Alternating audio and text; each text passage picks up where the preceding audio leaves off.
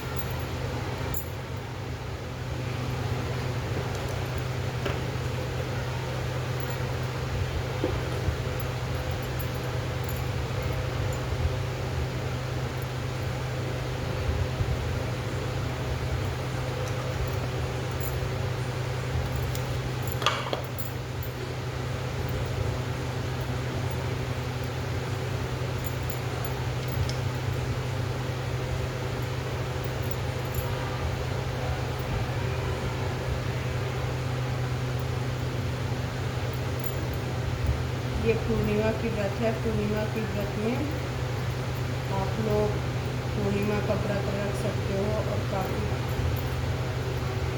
भोलेनाथ की कृपा रहती है। आप लोग व्रत को किया करिए और पूजा की विधि और जो कुछ भी जानना होगा तो आप लोग एक किताब होती है उसको ले लेना और उसी से पढ़ना। आप लोगों को सारी जानकारी मिल जाएगी और यह अपने घर परिवार को सुख शांति के लिए करना बहुत अच्छा लगता है। और जो कुछ भी करिए मन से करिए तो अच्छा लगता है। तो मैं आज पूरा पूजा के विधि दिखाऊंगी और किताब भी पढ़ूंगी, तो मैं ज़्यादा बात नहीं कर पाऊँगी। तो आप लोग देखते रहें।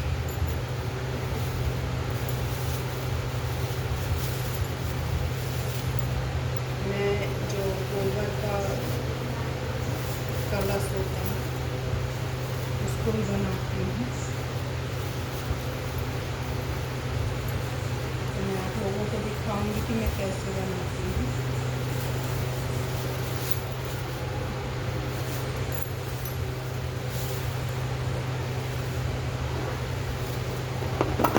तो सामने को नीचे में रखनी चाहिए। जैसे मैं इसका गाय का जो कलश होता है उसको बनाना इसमें सबसे महत्व होता है। और इसको बना के इसमें आप 3 उसमें से जल भरें। जल हो गया, दूध हो गया और गंगा जल हो गया। गाय का दूध लेना चाहिए। बेटो थोड़ा पंखा बंद कर दो।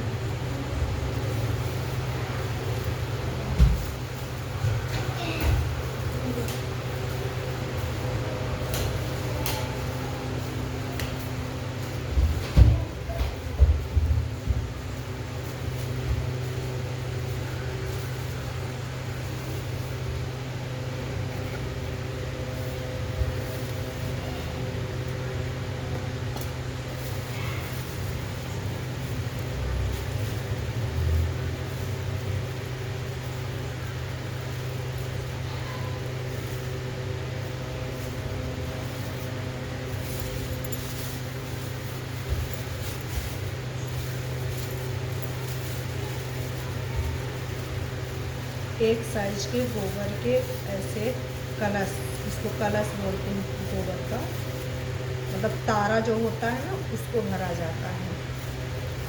तो 3 बना लेंगे इसको गोबर से, गाय के गोबर से। और दूध एक में पानी और एक में गंगा जल भरते हैं। तो मेरे पास गंगा जल है और पानी है, दूध तो नहीं मिलता है मेरे को यहाँ पास, तो मैं इसको नहीं करती। ये देखिए, और हाथ में भी नहीं लगा, मेरा कलश भी बन के तैयार हो गया।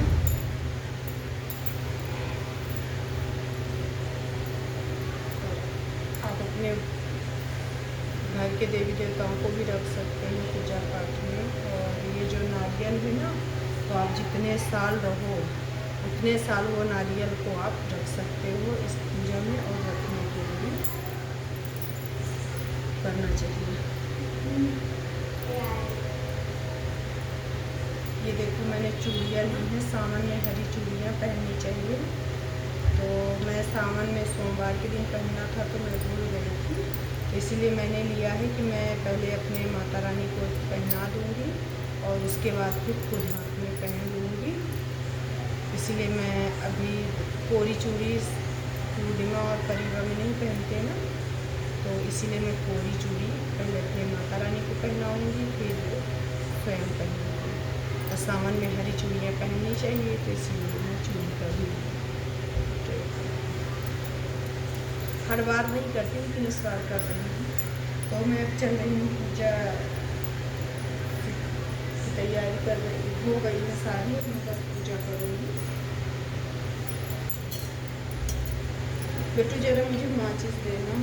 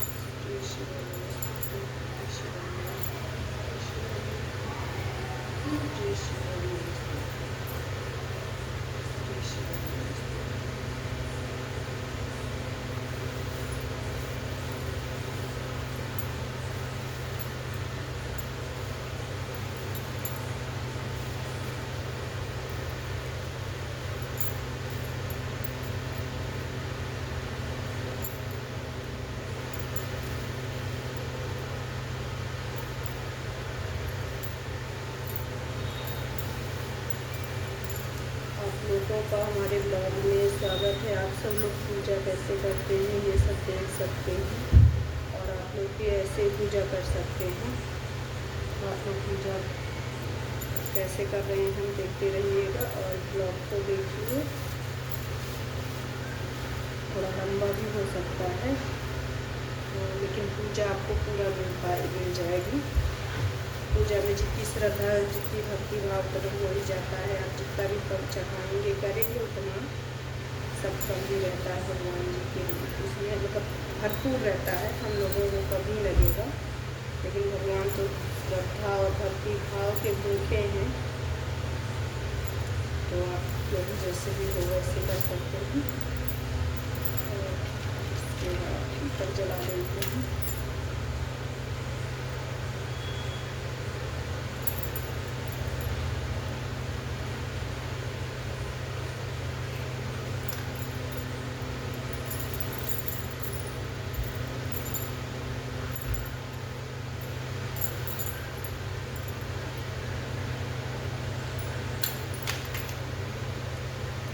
मेरे ब्लॉग में आप लोगों को पूजा पाठ की थोड़ा ज़्यादा ना चीज़ें दिख सकती हैं, क्योंकि त्यौहार भी आने वाले हैं ना, तो पूजा पाठ में हम ज़्यादा थोड़ा करते हैं। तो आप लोग पूजा का भी देख सकते हैं। हर वक्त पूजा पाठ करती हूँ तो मैं आप लोगों को ब्लॉग के ज़रिए दिखा सकती हूँ। आप लोग चैनल को लाइक सब्सक्राइब करते रहिएगा बेल आइकन के साथ। और प्रसाद में आपकी जो श्रद्धा भक्ति भाव हो वो आप चढ़ा सकते हैं।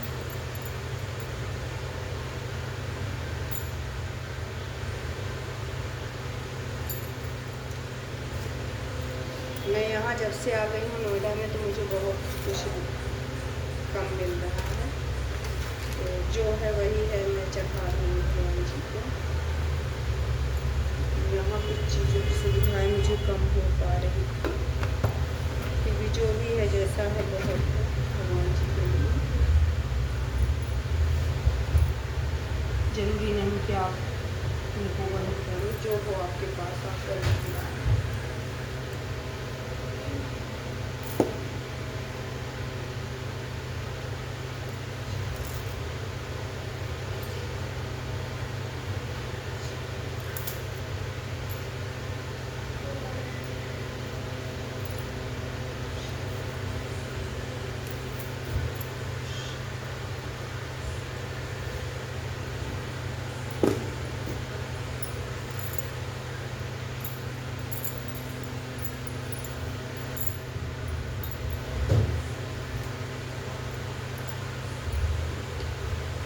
इसको भरने जा रहे हैं। आपके पास दूध गंगा जल और जल है तो आप इसको करिए। मेरे पास जो है वो कर रहे हैं।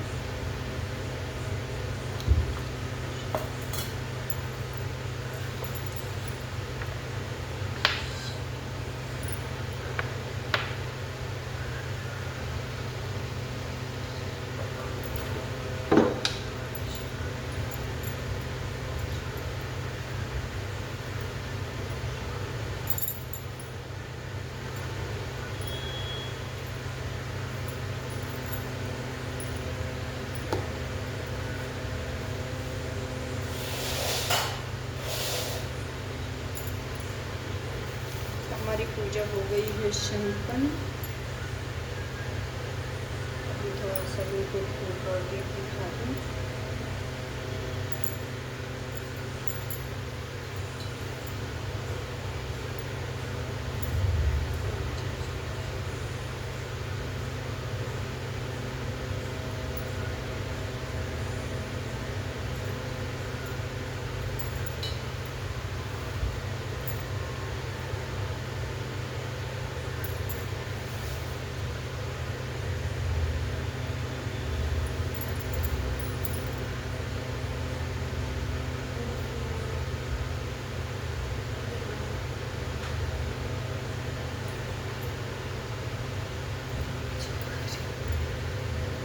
अब ये मैं किताब पढ़ा करती हूँ, थोड़ा ये किताब में टाइम लगता है तो मैं ये किताब के लिए पूजा करती हूँ।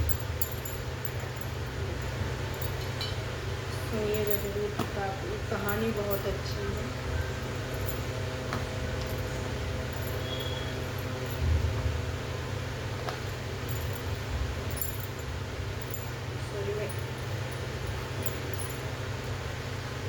पूजा करेंगे तो थोड़ी सी मुझे को फेरी फिरना रहता है, तो 7 बार फेरी फिरते हैं। पहले फेरी फिरेंगे, उसके बाद आगे काम करेंगे।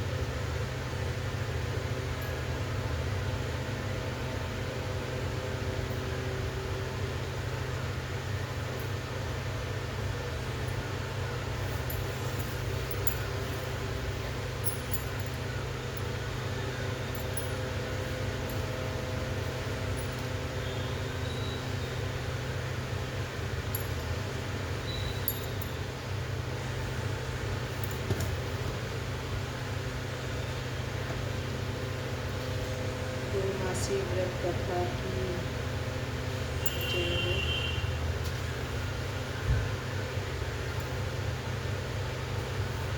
कथा प्रारंभ। आप लोग कथा जरूर सुने। द्वापर युग में एक समय माता यशोदा जगत के प्राणियों को नाना प्रकार के क्लेशों से एक विपत्तियों से पीड़ित देख उनके दुख के से दुखी होकर उनका कल्याण करने की भावना से नंदन ब्रज चंदन मुरली मनोहर भगवान विष्णु के पास जाकर अति प्रेम से बोली,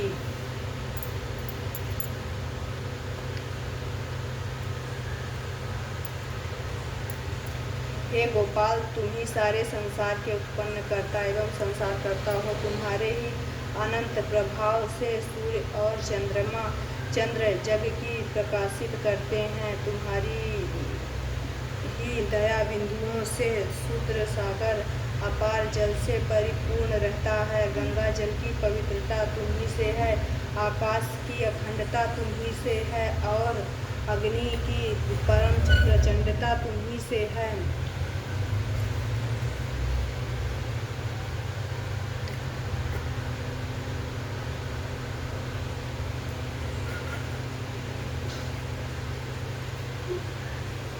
सारे संसार के उत्पन्न करता एवं संसार करता तुम्हारे ही अनंत प्रभाव से सूर्य और चंद्र जग के प्रकाशित करते हैं। तुम्हारी ही दया बिंदुओं से सूद्र सागर अपार जल से परिपूर्ण रहता है। गंगा की पवित्रता तुम ही से है, आकाश की अखंडता तुम ही से है और अग्नि की परम प्रचंड तुम ही से है। हे मधुसूदन, आज मैं जगत के प्राणियों में किसी को रोग से, किसी को दरिद्रता से, किसी को वैधव्य से और किसी को निर्धनता के प्रभाव से पीड़ित देखकर मेरा हृदय व्याकुल हो गया।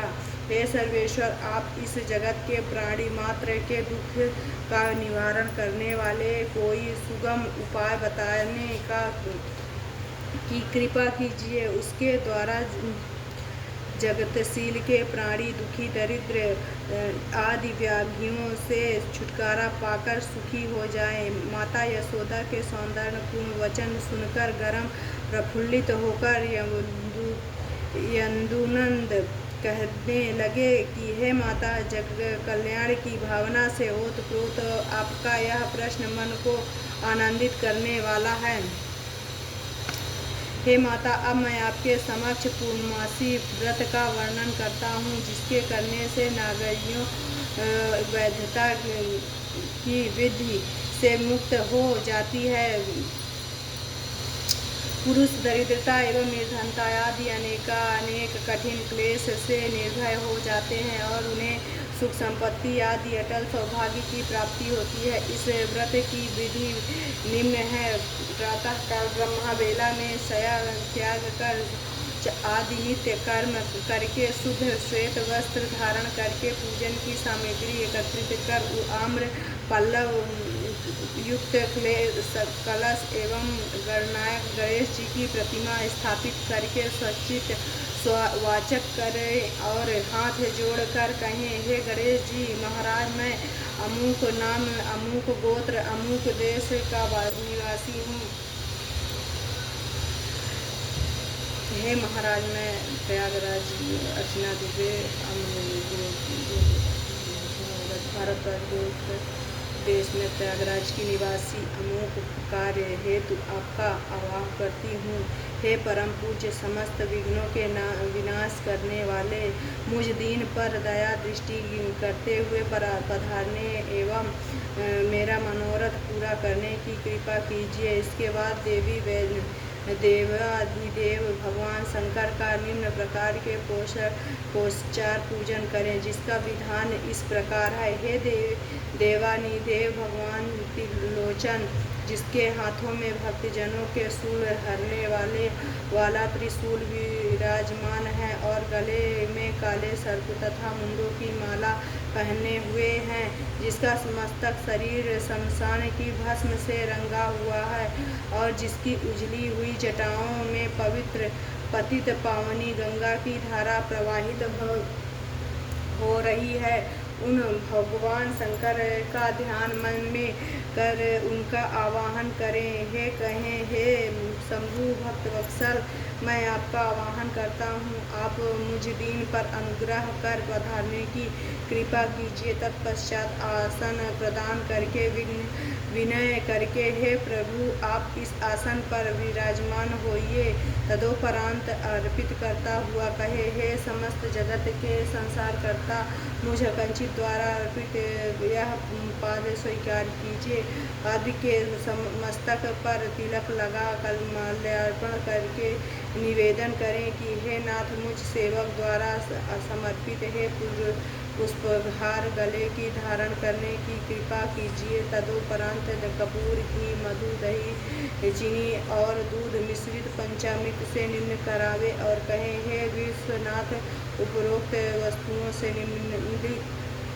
निर्मित पंचामृत से स्नान कराने की अनुकंपा कीजिए। फिर वस्त्रार्पण करके मुझ पर परम अनुग्रह कीजिए। बाद में यज्ञ पवित्र अर्पण कर प्रार्थना करें कि हे देवेश, यह उत्तम यज्ञोपवित्र बाद में यज्ञोपवित्र अर्पण प्रार्थना करें। हे देवेश, यह उत्तम यज्ञोपवित्र धारण करने की परम कृपा कीजिए। तत्पश्चात केसर कस्तूरी युक्त चंदन अर्पित करके कहें, हे भोलेनाथ, आप यह लेपन स्वीकार कीजिए। फिर चावल समर्पित करें। विनम्रता पूर्वक कहें कि हे सर्वेश्वर, यह अज्ञात कृपा करके ग्रहण कीजिए। फिर सुंदर गुलाब, चंपा, चमेली, बेलपत्र के संयोग से निर्मित माल्यार्पण करके कहें कि हे भोलेश्वर, यह पुष्पहार गले की धारण करने की कृपा कीजिए। बाद में गौघृत कपास की रुई से निर्मित बत्ती बनाकर दीप जलावें और सुगंध हेतु धूप एवं अगरबत्ती प्रज्वलित करके विनय करें कि हे देवेश, मेरे समस्त मनोविकार नष्ट करके मेरे मन के अपार अंधकार को विनाश करके ज्ञान का प्रकाश करने की कृपा कीजिए। तदोपरांत पंचमेवा मिष्ठान 5 फल अर्पित करके विनय करें कि हे जगदीश्वर, आप मुझ दास पर अनुग्रह करके यह नैवेद्य स्वीकार करने की कृपा कीजिए। इसके बाद मुख शुद्धि हेतु सुपारी युक्त पान समर्पित करके कहें, हे जगधारण, यह तांबूल पत्र ग्रहण कीजिए। इसके बाद ऋतुफल समर्पित करके विनय करें, हे उमापति, हे ऋतुफल ग्रहण करके शुभ चिंतन की आपने चरण कमलों को अविचल भक्ति प्रदान कीजिए। उपरोक्त वस्तुएं अर्पित करके भगवान शंकर जी की मनोयोग पूर्वक पूजा करें और 108 बार शिव जी के इन 16 नामों का जाप करें। देवानिदेव, त्रिनेत्र शंकर जी, विश्वनाथ, उमारमण, कमारुरूप, सुशंभु, भवभूतेश, दारुणम दुःखहरणम, सिकष्ट, उग्र शिवम, शैलमुंड, चंद्रमौली, विश्व भस्मम कीजय निरहाल, मृत्युंजय, शशि शेखरम। इस प्रकार भगवान भूतनाथ की पूजा करके प्रार्थना करें कि हे दयालु शंकर, मुझ दास पर अर्पित यह पूजा सामग्री स्वीकार करो। हे प्रभु, मेरे मनोविकार दूर करके मेरे तिमिर आच्छादित हृदय में ज्ञान और भक्ति का प्रकाश कीजिए।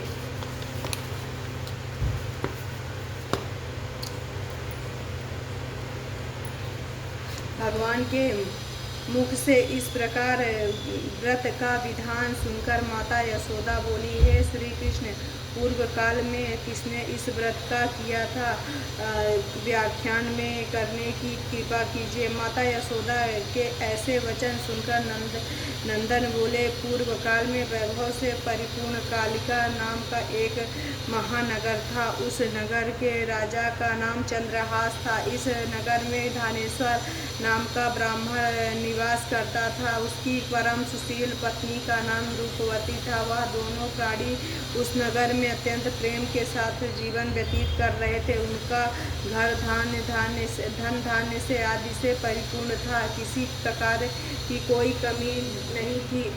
उन दिनों केवल एक ही दुख था कि उनके कोई संतान नहीं थी। इसके कारण वे दोनों सदैव उदास रहते थे। एक समय की बात है कि उस नगरी में एक महान तपस्वी साधु आया।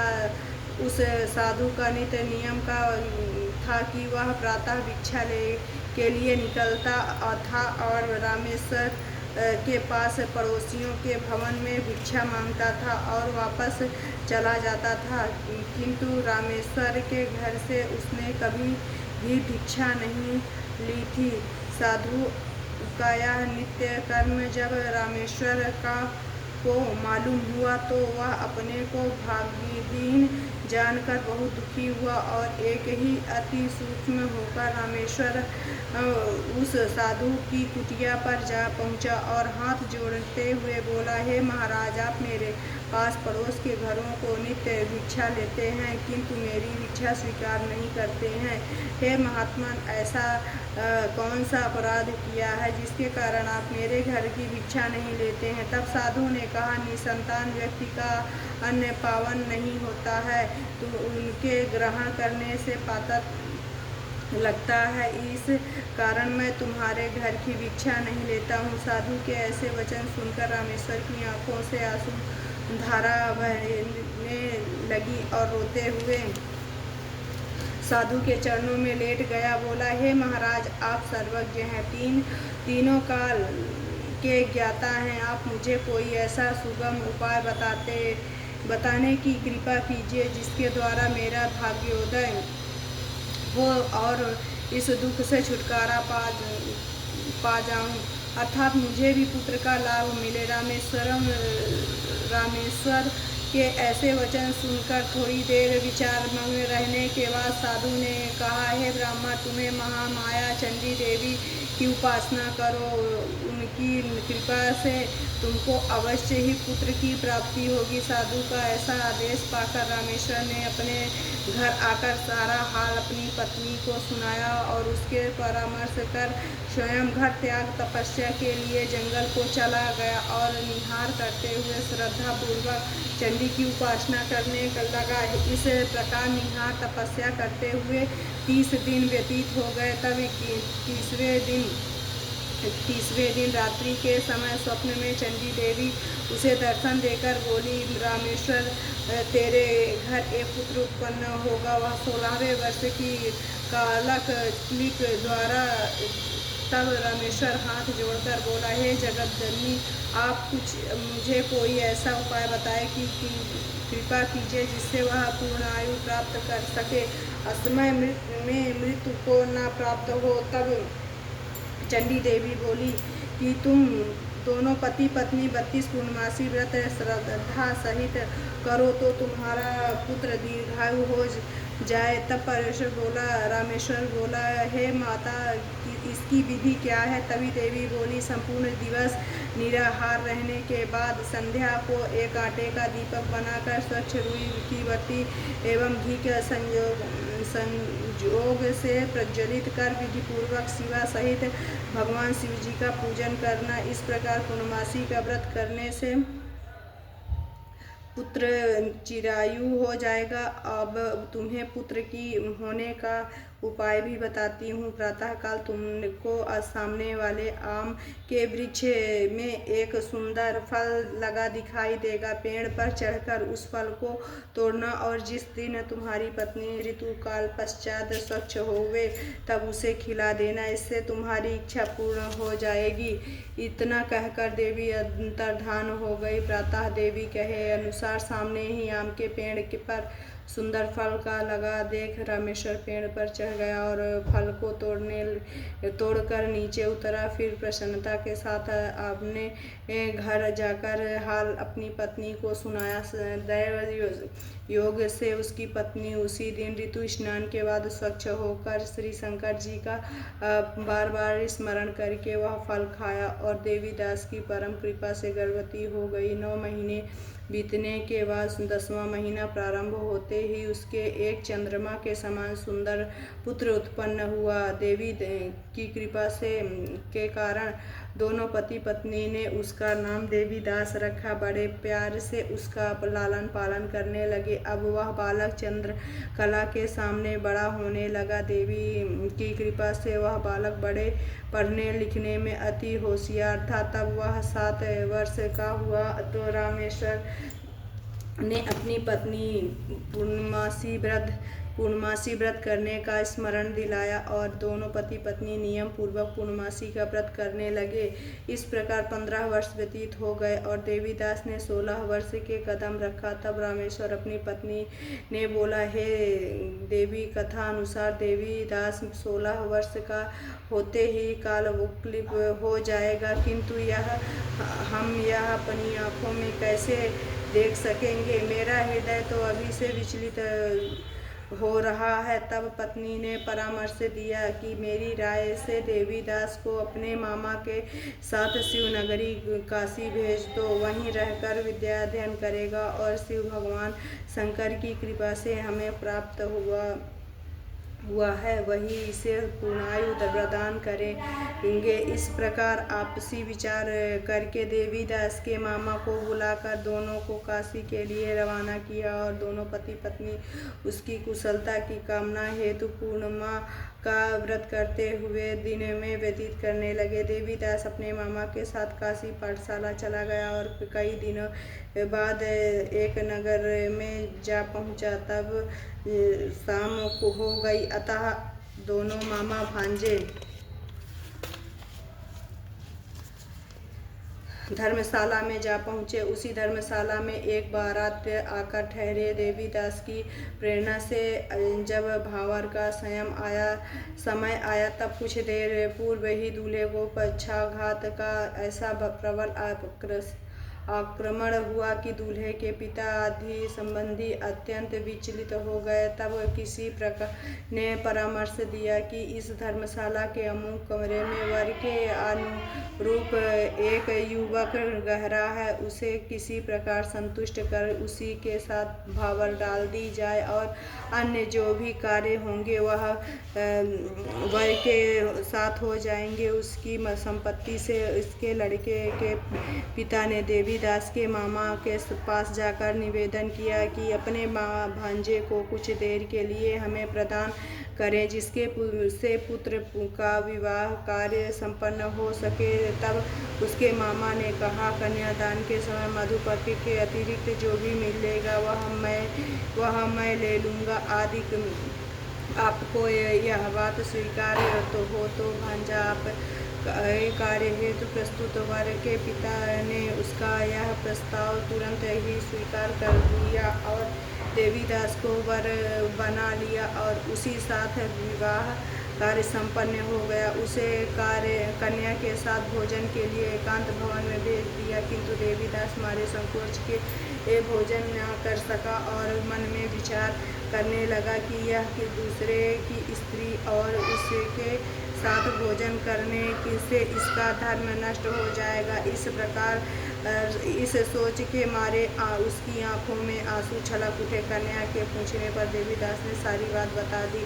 यह सुनकर वह कन्या बोली कि मैंने देव दिव्य अग्नि एवं अनेक संबंधियों के समक्ष आपको पति के रूप में स्वीकार किया है और मैं किसी दूसरे को अपना पति नहीं बना सकती हूँ। तब देवीदास बोला कि आपके इस निश्चय से आपका अनिष्ट होगा, क्योंकि मेरी आयु केवल 1 वर्ष ही शेष रह गया है, अतः इस विचार को अपने हृदय से निकाल दीजिए। तब कन्या बोली, है स्वामी, आप चिंता मत करिए।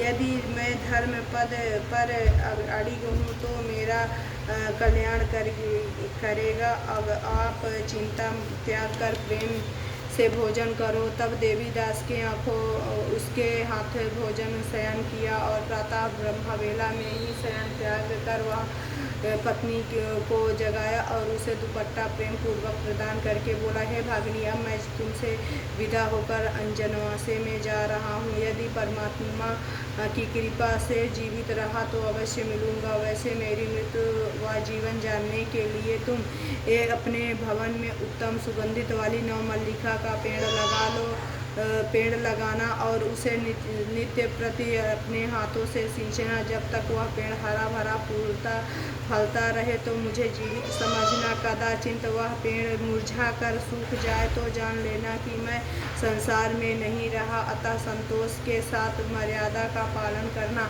इतना कहकर पत्नी से विदा होकर देवीदास अपने मामा के साथ जा पहुंचा और दोनों मामा भांजे उसी समय काशी यात्रा पर चल पड़े और कुछ काल बाद काशी में जाकर पहुँचे। इधर सवेरा होते ही बारात के विदा की तैयारी होने लगी।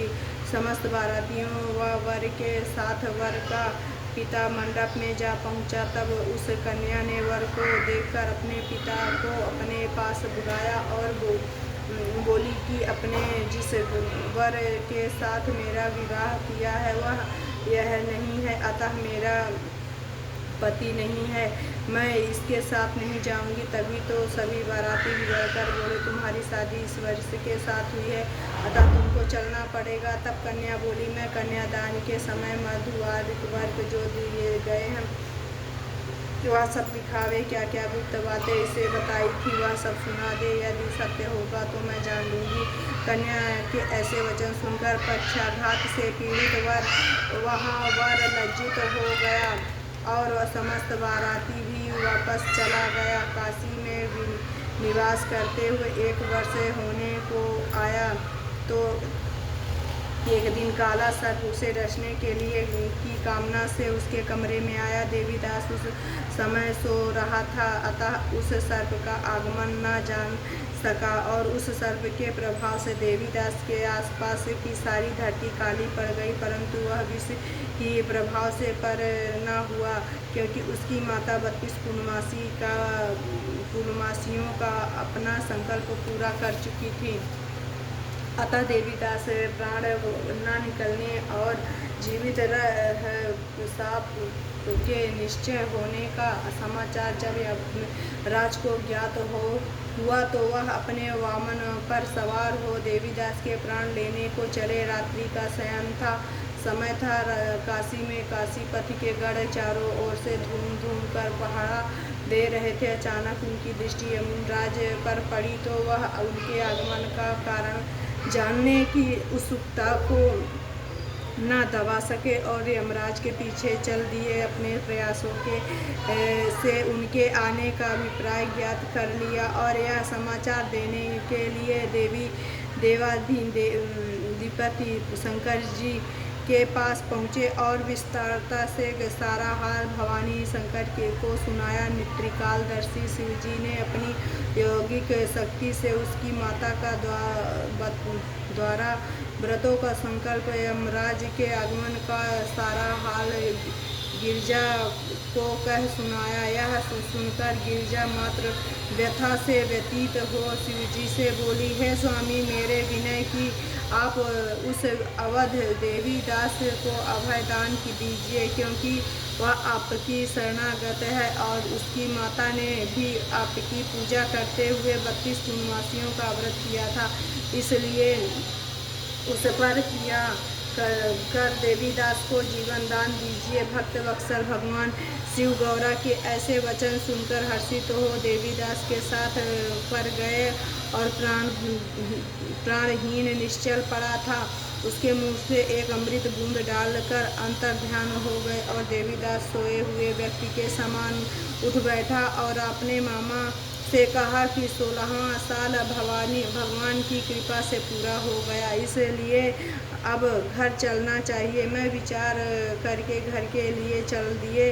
इधर उसकी पत्नी उसके आदेश के अनुसार नवमल्लिका का पेड़ लगा नित्य पावन जल से सींचती हुई अपने पति के ध्यान में मग्न रहती थी। जब यमराज ने देवीदास के प्राण निकाले तब नवमल्लिका के मुरझाए हुए पुष्पों को देखकर वह अति व्यथित हो गई और कुछ काल बाद जब देवीदास की शिवजी ने जीवित कर दिया तब नवमल्लिका के पुष्प पुनः सुरक्षित एवं पूर्व प्रभाव युक्त हो गए। यह देख वह आनंदित में अपने पिता के पास जाकर बोली, हे पिताजी, मेरे प्राणनाथ जीवित हैं, आप मेरी विनती पर ध्यान दीजिए और उसका पता लगाने का प्रयास कीजिए। आप अभी बाप बेटी या हम बातें ही कर रहे थे कि बाहर से समाचार मिला कि आपके दामाद बेटी आपके द्वार पर आ गए हैं।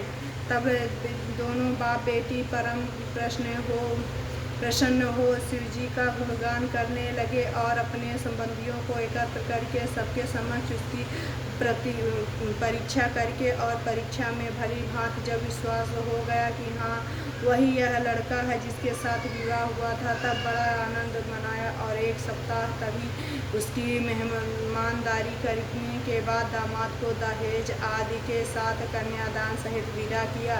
देवीदास पत्नी मामा के साथ अपने गांव जा पहुँचे। घर पहुंचकर पत्नी सहित माँ बाप के चरणों के शीश नवाया और माँ बाप परम प्रफुल्लित हुए और दोनों को अनेक आशीर्वाद देकर गले लगाया। रामेश्वर ने अपने पुत्र के मृत्यु भय से मुक्त हो जाने पर बड़ा भारी उत्सव किया और ब्राह्मणों को अति प्रसन्न हो दान देकर संतुष्ट किया। योग यशोदानंदन श्री कृष्ण बोले, हे माता जी, स्त्रियां श्रद्धा भक्ति इस व्रत को करती हैं, वह सदैव विषम व्याधि से मुक्त अटल सौभाग्यवती हो सकल सुखों की अधिकारिणी होती हैं। मेरे इन वचनों में लेस मात्र भी संशय नहीं है। व्रत करने वाला चाहे स्त्री हो या पुरुष हो, शंकर जी की कृपा से संसार के सकल आनंदित भोग कर अंत में अवागमन रहित होकर शिवलोक को प्राप्त हो जाता है। पूर्णमासी व्रत कथा समापन।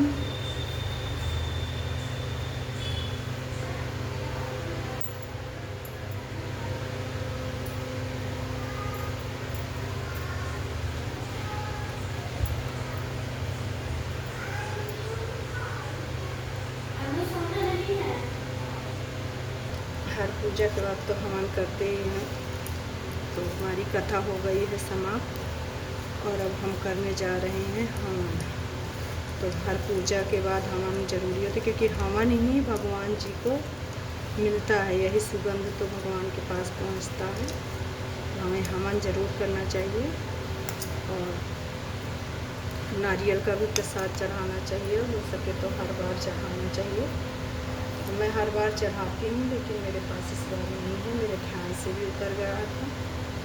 तो मैं इस बार भगवान जी से माफ़ी मांग लेती हूँ। अगली बार चढ़ा दूँगी ये लोगों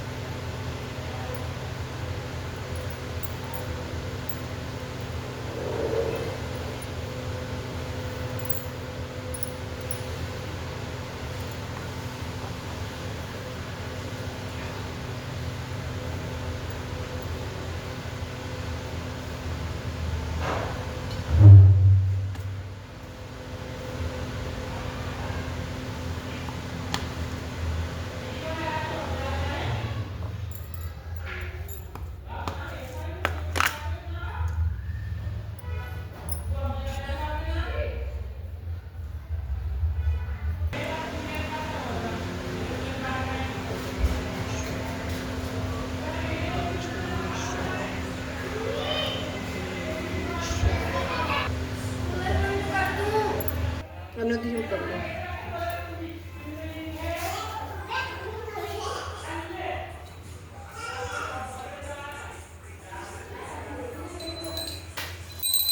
ओम जय जगदीश हरे, ओम जय जगदीश हरे, भक्तजनों के संकट दूर करे।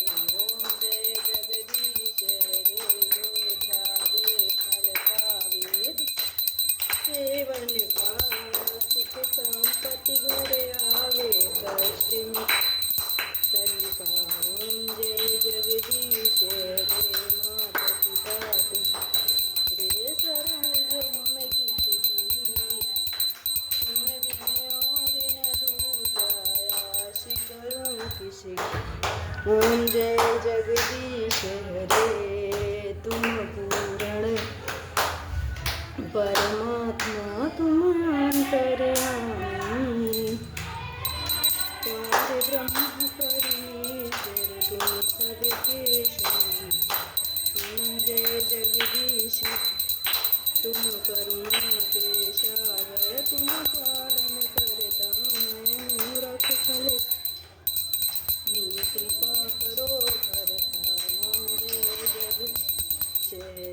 तुम हो दीन बंधु दुख हरता, ठाकुर तुम मेरे अपने हाथ उठाओ द्वार पड़ा तेरे। ओम जय जगदीश हरे, विजय विकार मिटाओ पाप हरो देवा, श्रद्धा भक्ति बढ़ाओ संतन की सेवा।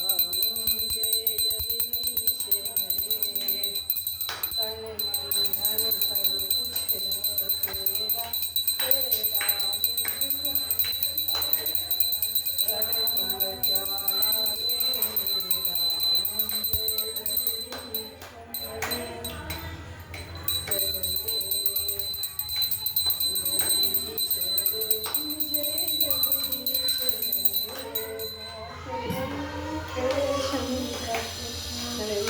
दूर करे। ओम जय जगदीश हरे, कर्पूर गौरम करुणावतारम संसार सारम भुजगेन्द्रहारम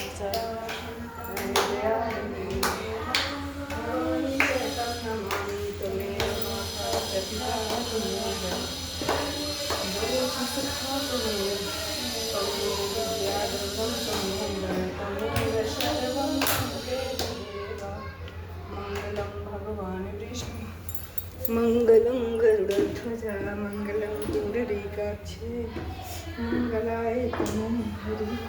ओम नमस्ते वासुदेवाय नमः, ओम गणेशाय नमः, ओम विष्णुवाय नमः, ओम भोलेनाथाय नमः, ओम कालिकाय नमः, ओम शारदाय नमः, ओम गंगा यमुना सरस्वती भक्ति भास्कर सूर्य चंद्रमा पूर्णमासी माता को देवी देवता महेश्वर बाबा जी शाम का प्रणाम स्वीकार करो। जो गलती हो उसको क्षमा करो, जो आप सब कुछ क्षमा स्वीकार करो।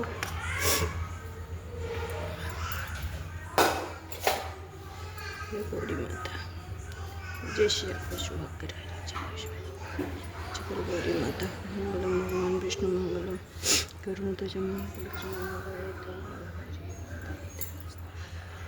ओम गणेशाय नमः, विष्णु ओम कालिकाय नमः, ओम गंगाय नमः, सरस्वती धरती आकाश पाताल सूर्य पूर्णमासी माता कुल देवता महेश्वर बाबा जी महाराज। ओम नमो भगवते वासुदेवाय नमः, ओम गणेशाय नमः, विष्णु ओम भोलेनाथाय नमः, ओम कालिकाय नमः, ओम शारदाय नमः, ओम गंगाय नमः, सरस्वती धरती आकाश पाताल सूर्य नमः पूर्णमासी माता कुल देवी देवता महेश्वर बाबा जी महाराज शुभ शुभ प्रणाम स्वीकार करिए। हे कुल देवी माता, शुभ शुभ प्रणाम स्वीकार करिए। जो गलती हो उसको क्षमा करिए, जो करने ज़्यादा हो उसकी परेशान करिए। ओम नमो भगवते वासुदेवाय नमः, ओम नमो भगवते वासुदेवाय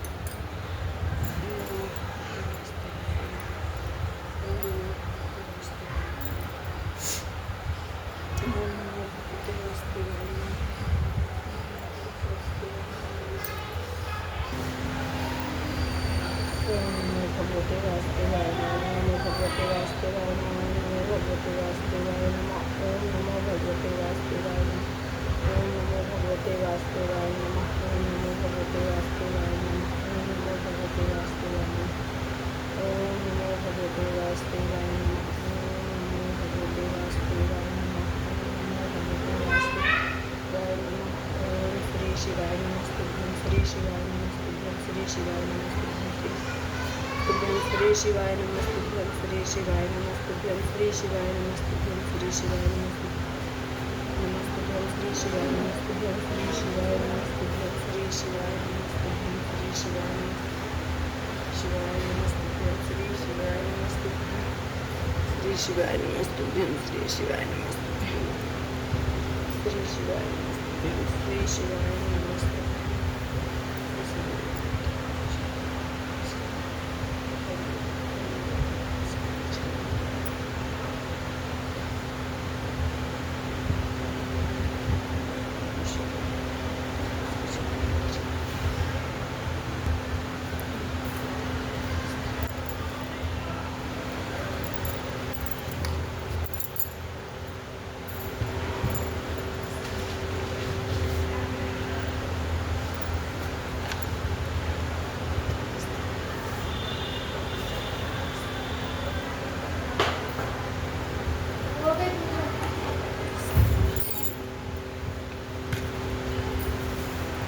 हेलो फ्रेंड्स, हमारी पूजा हो गई है संपन्न।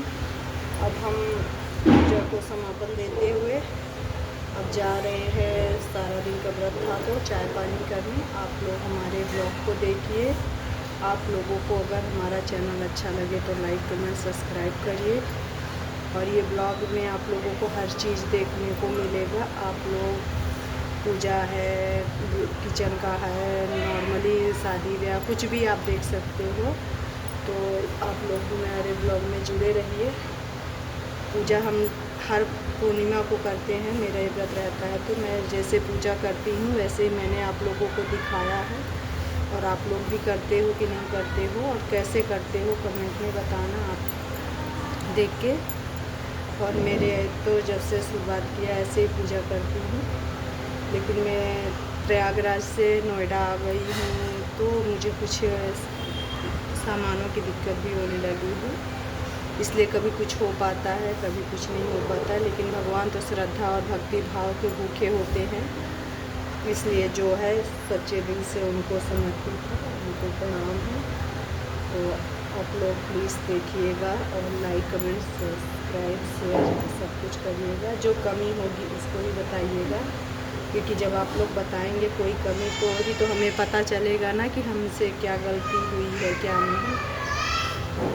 तो इसलिए आप लोग हमारी गलतियों को भी बताइएगा और ब्लॉग पर बराबर बने रहिएगा।